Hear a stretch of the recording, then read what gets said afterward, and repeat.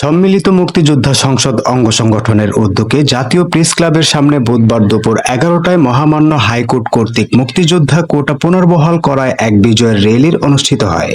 উক্ত অনুষ্ঠানে প্রধান অতিথি হিসেবে উপস্থিত ছিলেন জননেতা বীর মুক্তিযোদ্ধা শাহজাহান খান এমপি, বাংলাদেশ আওয়ামী লীগের প্রেসিডিয়াম সদস্য, খাদ্য মন্ত্রণালয় সম্পর্কিত সংসদীয় কমিটির সভাপতি, মুক্তিযুদ্ধ বিষয়ক মন্ত্রণালয় সম্পর্কিত সংসদীয় কমিটির সদস্য, সাবেক সফল নৌ পরিবহন মন্ত্রী ও সম্মিলিত মুক্তিযোদ্ধা সংসদের আহ্বায়ক। বিশেষ অতিথি হিসেবে উপস্থিত ছিলেন বীর মুক্তিযোদ্ধা ওসমান আলী, সম্মিলিত মুক্তিযোদ্ধা সংসদের সদস্য সচিব ও বাংলাদেশ শ্রমিক ফেডারেশনের সাধারণ সম্পাদক। আরও উপস্থিত ছিলেন মুক্তিযোদ্ধা সংসদের সদ্য সাবেক নেতৃবৃন্দ ও দেশের বিশিষ্ট বীর মুক্তিযোদ্ধাগণ। এ সময় মানববন্ধনরত সকল অঙ্গ সংগঠনের নেতৃবৃন্দ জাতীয় প্রেস ক্লাব হতে শিখা অনির্বাণ শাহবাগ পর্যন্ত এক বিজয় র্যালি বের করা হয়। মহামান্য হাইকোর্ট কর্তৃক মুক্তিযোদ্ধা কোটা পুনর্বহাল করায় উক্ত বিজয় মিছিলের র্যালি বের করা হয়েছে।